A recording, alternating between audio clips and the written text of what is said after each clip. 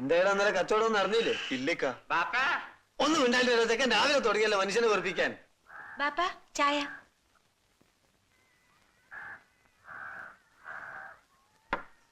എന്തായാലും എനിക്ക് ചായ വേണോ? വേണ്ട. ശിവനെ കൊണ്ട് ഞാൻ തോറ്റി. ആ കായിക്ക, ഇന്ന് ചാകരെടുക്കുന്ന ദിവസമാ. അറബിയ സിലാണ? അറബി. ആര് പറഞ്ഞു? ലോറൻസ്. വഹാബിനോടും ശശാങ്കനോടും തെക്കോട്ട് നേരത്തെ നീങ്ങാൻ ലോറൻസ് പറഞ്ഞിട്ടുണ്ട്. ആ കായിക്ക, ഷാഹുൽ ഇന്നലെ നല്ല കോളായിരുന്നു. ഹിപ്പിയോട് ഒരുപാട് ഇറങ്ങിയിട്ടുണ്ട്. മുടിഞ്ഞോൻ ഓന്റെ വർത്താനം മേലാൽ ഇവിടെ പറഞ്ഞു പോകരുത്. ഹലോ.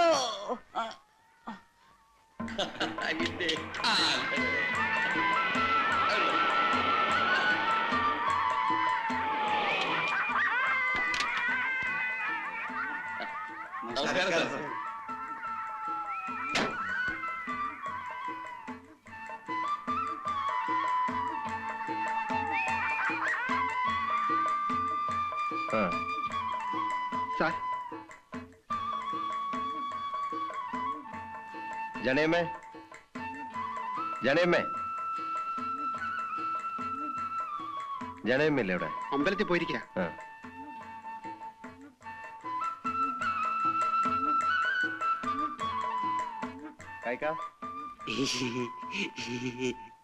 അങ്ങോട്ട് തീരി, ഇങ്ങോട്ട് തീരി. മോനിരിക്കി.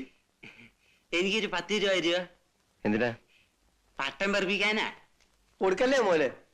തിരിച്ചു കൊടുക്കണം. നമുക്ക് നീ പാടാ. നമുക്ക് കള്ള ഹറാൻ പറഞ്ഞോനെ. കാസിമിനെ കൊന്നല്ലേ? അവൻ ജോണിയെ കൊന്നു. അതുകൊണ്ട് ജോണിന്റെ ജീവൻ തിരിച്ചു കിട്ടു? കൊല്ലും കൊലയും എന്നാ ഈ തൊഴിലിലൊന്ന് അവസാനിച്ച് കിട്ടുക? ഈ തൊഴിൽ നിലനിൽക്കുന്നിടത്തോളം അതുണ്ടാവും, തുടർന്നുകൊണ്ടേയിരിക്കും. ഷാഹുൽ എവിടെ?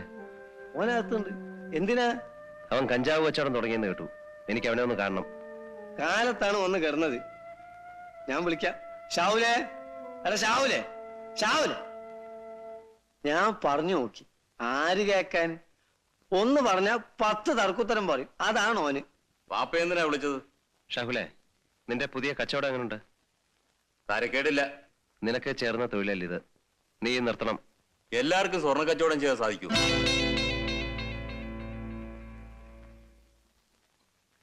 ഇഷ്ടം പോലെ ചെയ്യാം. പിന്നൊരു കാര്യം, സ്ക്വാഡ് പിടിച്ചെന്ന് പറഞ്ഞ് എന്റെ അടുത്ത് വന്നാൽ ഞാൻ തിരിഞ്ഞു നോക്കത്തില്ല. ഓ, ഹറാം പറഞ്ഞോനെ. ഓന്റെ ധിക്കാരം കണ്ടില്ലേ? വാ ചെല്ലടാ.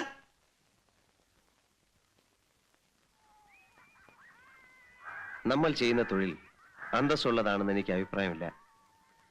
ഇരട്ടി ലാഭം കിട്ടുന്ന ബിസിനസ്സാണ് കഞ്ചാവ് കച്ചവടം, എനിക്കറിയാം. എന്നാലും ആളെ കൊല്ലിക്കുന്ന ഈ ബിസിനസ് നമുക്ക് വേണ്ട. പിന്നെ ഞാൻ എന്ത് ഈ സോപ്പും ചീപ്പും കണ്ണാടി ഒന്നും വിൽക്കാൻ എന്നെ കൊണ്ട് സാധിക്കില്ല. വേണ്ട, ഇഷ്ടമല്ലെങ്കിൽ നീ ചെയ്യണ്ട. നിനക്ക് ജോലിക്ക് പോകാൻ താല്പര്യമുണ്ടോ, അതോ സ്വന്തമായിട്ട് എന്തെങ്കിലും ബിസിനസ് തുടങ്ങണോ? നീ ആലോചിച്ച് മറുപടി പറഞ്ഞാൽ മതി, ഞാൻ നിന്നെ സഹായിക്കാം. പക്ഷെ നീ എനിക്ക് വാക്ക് തരണം, നീ ഇനി കഞ്ചാവ് കച്ചവടം ചെയ്യില്ലെന്ന്. ഞാൻ വിശ്വസിച്ചോട്ടെ? ഞാൻ പോട്ടെ.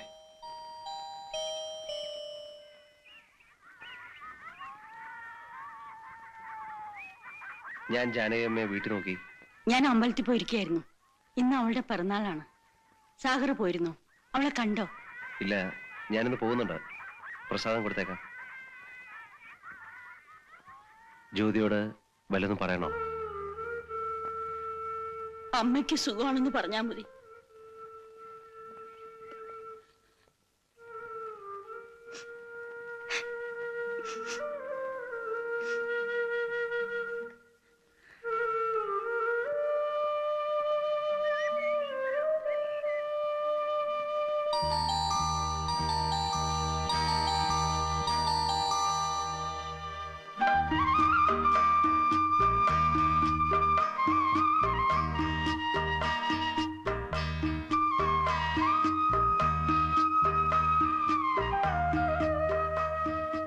ഇവിടെ വരെ വന്നിട്ട് സാഗറിന് അമ്പലത്തിൽ കയറിയും തൊഴുതുകൂടെ? അതിലും ശക്തിയുള്ള ദേവി എന്റെ കൂടെ ഉള്ളപ്പം ഞാൻ അതിന്റെ അമ്പലത്തിൽ കയറണ. ഇതാ തൊട്ടുതാ.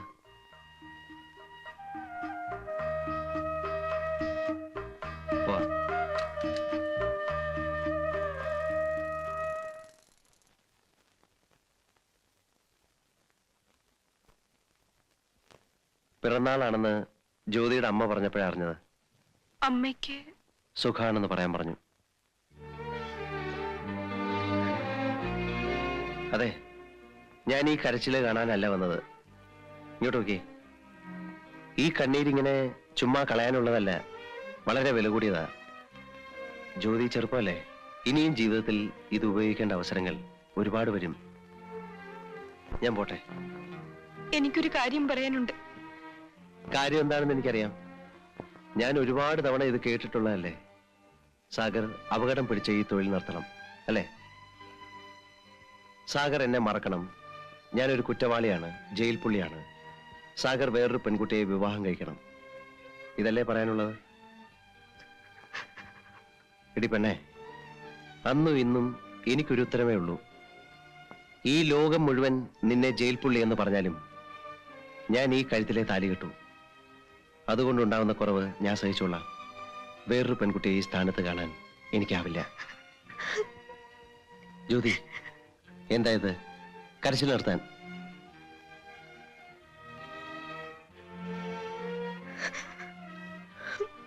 എന്നെ വല്ലതും അറിയിക്കാനുണ്ടെങ്കിൽ ഒരു കത്തെഴുതി അസിസ്റ്റന്റ് വാർഡൻ ജനാർദ്ദനെ അറിയിപ്പിച്ചാൽ മതി.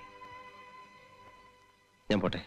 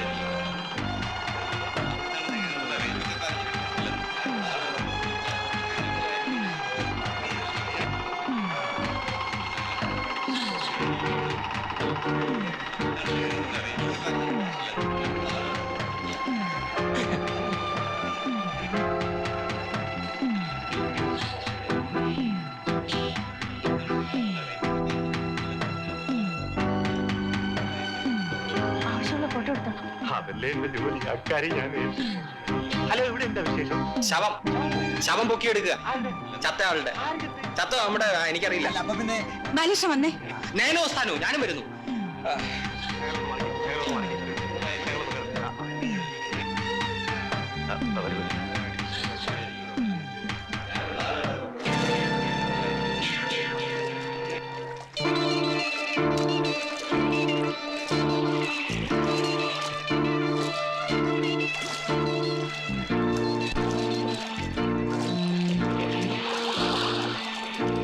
ഫോട്ടോ എടുക്കണ്ട. എന്താ? വേണ്ടെന്ന് പറഞ്ഞില്ലേ? ഒന്ന് മാറി, ഒന്ന് മാറിക്കേ. എനിക്ക് പറഞ്ഞ മനസ്സിലായി. Excuse me. അശ്വതി? അതെ. ഹലോ. ജീവൻ ഇവിടെയുള്ള കാര്യം എനിക്ക് അറിയില്ലായിരുന്നു. ഞാൻ വന്നിട്ട് 3-4 ദിവസമേ ഉള്ളൂ. അശ്വതി? ഞാൻ ഇങ്ങോട്ട് ട്രാൻസ്ഫർ ആയിട്ട് 2 ആഴ്ചയായി. ബാലേഷ വാ. ഇതിന്റെ ഫോട്ടോഗ്രാഫർ. കുറച്ച് സ്നാപ്സ് എടുക്കണം. ഓക്കേ, കാര്യം. Thank you. അയ്യോ, ബാല ഇവിടെ അല്ല, അവിടെ. അയ്യോ, sorry. Who is the deceased? No idea. ആരാന്നറിയില്ല. വള്ളക്കാരോ അറിയിച്ചതാ വഞ്ചി മുങ്ങി കിടക്കുന്ന കാര്യം.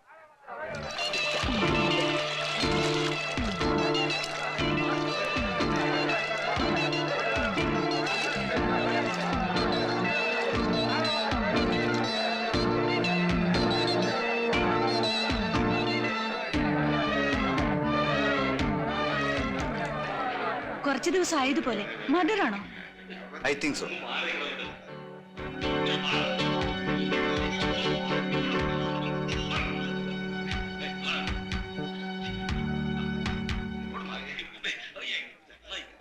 റെഡി സർ, പോകാം.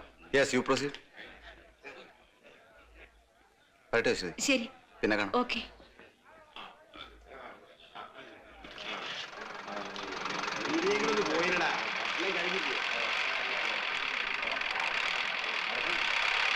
ആവശ്യത്തിനുള്ള ഫോട്ടോസ് എല്ലാം എടുത്തല്ലോ.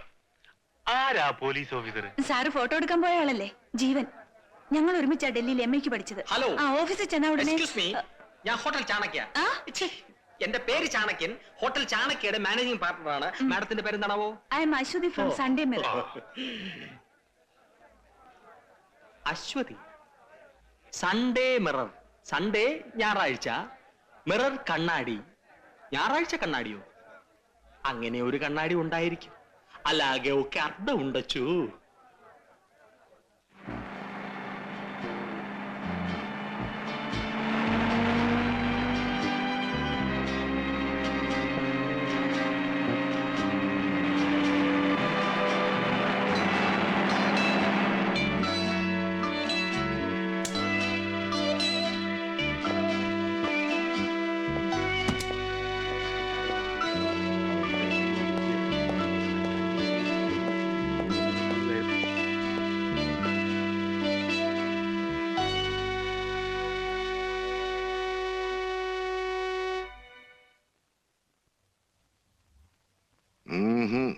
രക്ഷയില്ല.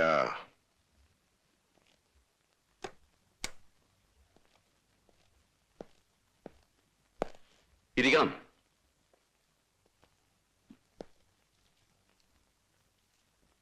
വായിച്ചു നോക്കണം.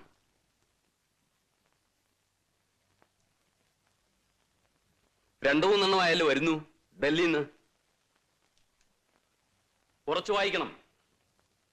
Regret to inform you that the Home Department of the state is not giving sufficient moral support to the customs authorities to prevent the... Such and such activities, അല്ലേ? I will look into the matter, sir. കഴിഞ്ഞ പ്രാവശ്യം ഇത് തന്നെയല്ലേ പറഞ്ഞത്? നിങ്ങളുടെ ഇൻഎഫിഷ്യൻസിക്ക് ഡൽഹിയിലുള്ളവരുടെ ചീത്ത ഞാൻ കേൾക്കണോ? I will be alert, sir. പക്ഷേ കമോൺ. സാർ തന്നെ പിന്നെ എന്നെ റെസ്ട്രിക്ട് ചെയ്യരുത്. എനിക്കറിയാം നിങ്ങളത് പറയുമെന്ന്. ഞങ്ങൾ എന്തെങ്കിലും പറഞ്ഞാൽ വൈരാഗ്യം തീർക്കുന്നത് കയ്യിൽ കിട്ടുന്ന പാവങ്ങളോടാണല്ലോ. പിന്നെ എന്ത് ചെയ്യണം, സർ? അതറിയാമെങ്കിൽ ഞാനതിന് ചെയ്താൽ പോരെ? നിങ്ങളോട് പറയണോ? നിങ്ങൾ എന്ത് ചെയ്താലും ശരി, മേലിൽ ഇത്തരം കംപ്ലൈന്റ്സ് ഉണ്ടാവരുത്. Yes, sir.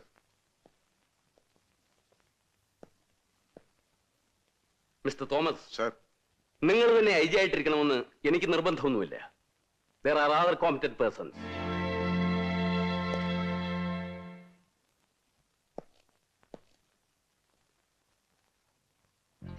തന്റെ കീഴിൽ IG ആയിട്ടിരിക്കണമെന്ന് എനിക്ക് വലിയ നിർബന്ധമൊന്നുമില്ല.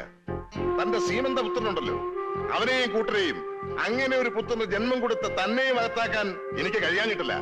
പക്ഷേ കുറച്ചു കാലം കൂടിയേ ബാക്കിയുള്ളൂ ഈ ഉടുപ്പൂരാൻ. അതുവരെ പിടിച്ചു നിന്നാ കൊള്ളാമെന്നുണ്ട്. അതുകൊണ്ടാ ഗതി കെട്ടിട്ടും തന്നെ മുമ്പ് കൈയും കെട്ടി നിൽക്കുന്നത്. തനിക്ക് മനസ്സിലായോടൂ? മിസ്റ്റർ തോമസ് പോയില്ലേ? Sir,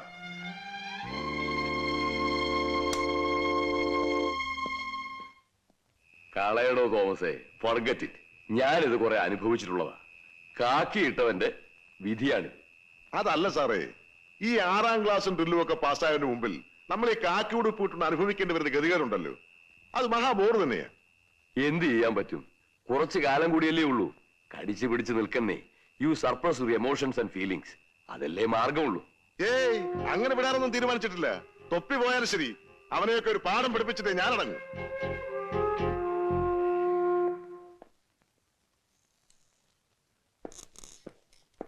good morning sir. Jeevan ഇരിക്കൂ. Thank you sir. Your ex boss mister Tejpal ഡൽഹിയിൽ നിന്ന് എന്നെ വിളിച്ചിരുന്നു. ഞങ്ങൾ പഴയ സുഹൃത്തുക്കളാണ്. തേജ്പാലിന് ജീവനെ കുറിച്ച് വലിയ മതിപ്പാണ്. കൂട്ടത്തിൽ ഒരു കാര്യം കൂടെ പറഞ്ഞു. ജീവൻ അല്പം ചൂടനാണെന്ന്. പെട്ടെന്ന് പ്രതികരിക്കും. Rather A quick response. ഞാനിത് പറയാൻ കാരണം, ജീവൻ ഇന്നലെ ക്യാൻറ്റീനിൽ വെച്ച് രാഷ്ട്രീയക്കാരെ പറ്റി ചൂടായി സംസാരിച്ചായി കേട്ടു. എനിക്കും അവർക്കത്തെ ഇഷ്ടമല്ല. ഇത് പോലീസ് ഹെഡ്ക്വാർട്ടേഴ്സ് ആണെങ്കിലും ഏറ്റവും കൂടുതൽ രഹസ്യങ്ങൾ ചോരുന്നത് ഇവിടെ നിന്നാണ്. പുതിയൊരു ഓഫീസർ അധികം സംസാരിക്കുന്നത് ഇവിടുത്തെ പൊളിറ്റിക്കൽ ഗോഡ് ഫാദേഴ്സിന് ഇഷ്ടമാവില്ല. I think you are intelligent enough to understand me. Yes sir. Sir, Pillai sir വന്നിട്ടുണ്ട്. വരാൻ പറയൂ. അപ്പോ ജീവൻ പൊയ്ക്കോളൂ. Okay sir.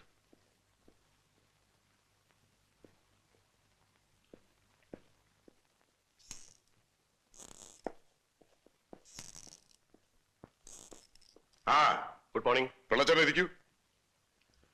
പിള്ളച്ചേട്ടൻ ഇന്നലെ സെക്രട്ടേറിയറ്റിൽ വെച്ച് എന്നോട് ചൂടായപ്പോ ഞാൻ ഒന്നും മിണ്ടാതിരുന്നത് കൂടെ 1-2 പേർ ഉണ്ടായിരുന്നുകൊണ്ടാണ്. പിള്ളച്ചേട്ടൻ ഇപ്പൊ പ്രതിപക്ഷ നേതാവാണെങ്കിലും കുറച്ചു കാലം മന്ത്രിയായിട്ടിരുന്ന ആളല്ലേ? ഞാനിരിക്കുന്ന ഈ കസേരയ്ക്കും പേനയ്ക്കും എന്തു വിലയുണ്ടെന്നുള്ളത് പിള്ളച്ചേട്ടൻ അറിയാമല്ലോ. ഞങ്ങളുടെ ഭാഗത്തു നിന്നും അനാസ്ഥ ഉണ്ടെന്നുള്ള കാര്യം ശരി തന്നെ.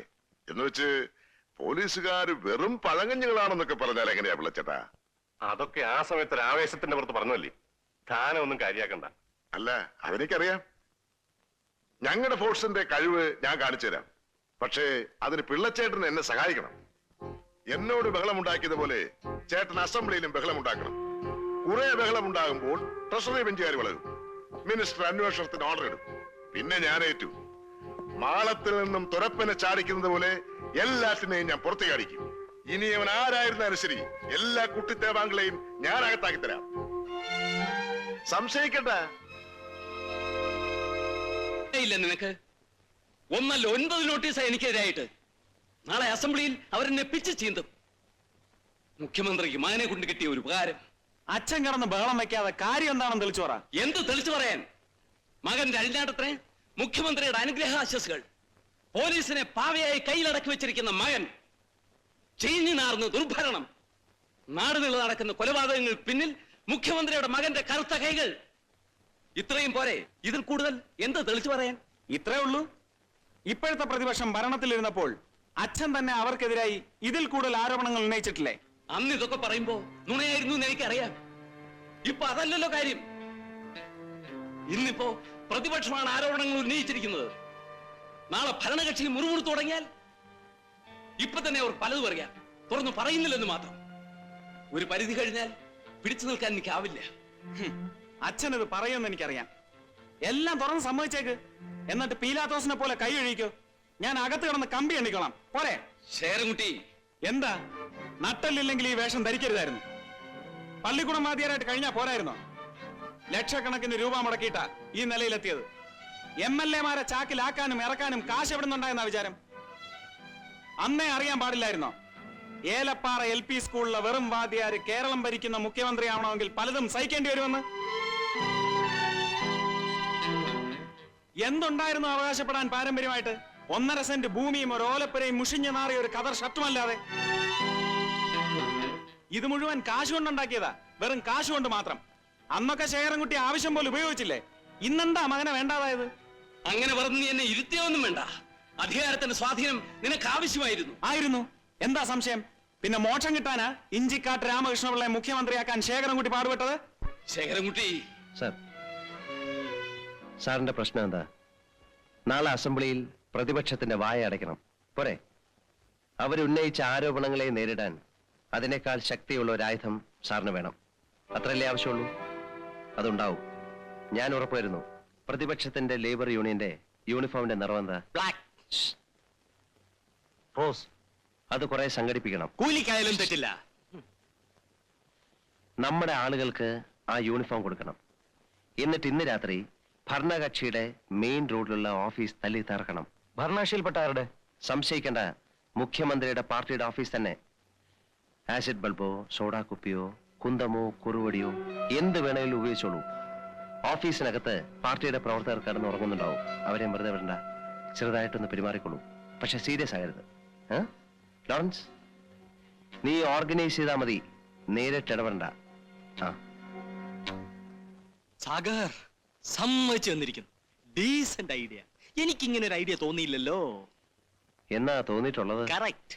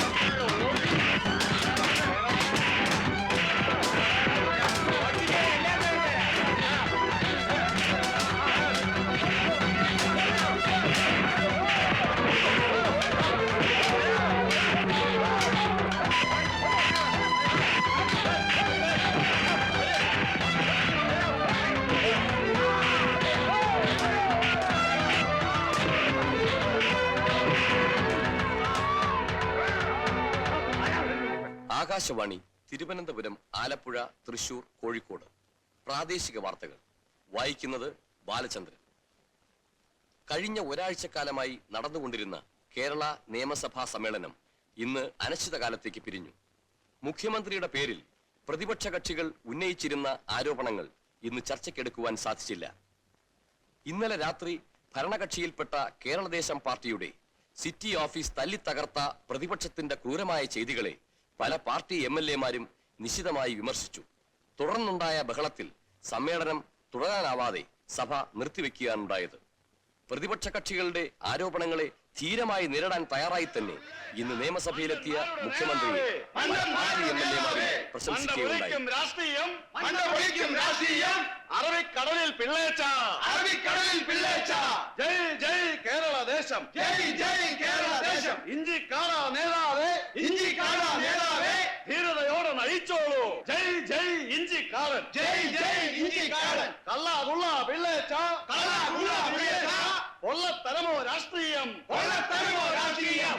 അടിയുടെ ഇടിയുടെ വെടിയുടെ മുന്നിൽ, അടിയുടെ ഇടിയുടെ വെടിയുടെ മുന്നിൽ മുഷ്ടി ചുരുട്ടി എതിർത്തവർ ഞങ്ങൾ, മുഷ്ടി ചുരുട്ടി എതിർത്തവർ ഞങ്ങൾ. തോറ്റിട്ടില്ല, തോൽക്കുകയില്ല, തോറ്റിട്ടില്ല, തോൽക്കുകയില്ല. കേരള ദേശം സിന്ദാബാദ്, കേരള ദേശം സിന്ദാബാദ്. ഇഞ്ചിക്കാടൻ സിന്ദാബാദ്, ഇഞ്ചിക്കാടൻ സിന്ദാബാദ്. ജയ് ജയ് കേരള ദേശം, ജയ് ജയ് കേരള ദേശം, ജയ് ജയ് കേരള ദേശം, ജയ് ജയ് ഇഞ്ചിക്കാടൻ. ഇഞ്ചിക്കാടാ നേതാവേ, ഇഞ്ചിക്കാടാ നേതാവേ, ധീരതയോടെ നയിച്ചോളൂ, ധീരതയോടെ നയിച്ചോളൂ.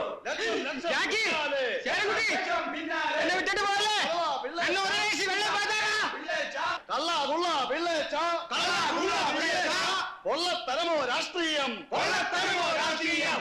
അടിയുടെ ഇടിയുടെ വെടിയുടെ മുന്നിൽ, അടിയുടെ ഇടിയുടെ വെടിയുടെ മുന്നിൽ മുഷ്ടി ചുരുട്ടി എതിർത്തവർ ഞങ്ങൾ, മുഷ്ടി ചുരുട്ടി എതിർത്തവർ ഞങ്ങൾ. തോറ്റിട്ടില്ല, തോൽക്കുകയില്ല, തോറ്റിട്ടില്ല, തോൽക്കുകയില്ല. കേരള ദേശം സിന്ദാബാദ്. കേട്ടില്ലേ? അസംബ്ലിയിൽ ഞാൻ നോട്ടീസ് നൽകിയപ്പോൾ ഇഞ്ചക്കാരൻ എന്തെങ്കിലും വേല കാണിക്കുമെന്ന് എനിക്കറിയാമായിരുന്നു. പക്ഷേ അയാൾ തുറുപ്പുലാൻ തന്നെ ഇറക്കുമെന്ന് ഞാൻ വിചാരിച്ചില്ല. ഇതല്ലാതെ വേറെ എന്തായിരുന്നാലും ശരി അയാൾ ഇന്ന് വിവരം പറഞ്ഞേനെ. അതിന് തയ്യാറായാണ് ഞാൻ പോയത്. പക്ഷേ പാർട്ടി ഓഫീസ് ആക്രമിച്ചു എന്ന് പറഞ്ഞപ്പോ സംഗതി വഷളായില്ലേ? അതിന് ഇക്കാര്യത്തിൽ പിള്ളച്ചേട്ടൻ നിരപരാധിയല്ലേ? അതെനിക്കും തനിക്കും അറിയാം. പക്ഷേ മറ്റുള്ളവരെ പറഞ്ഞ് ബോധ്യപ്പെടുത്താൻ സമയമെടുക്കില്ലേ?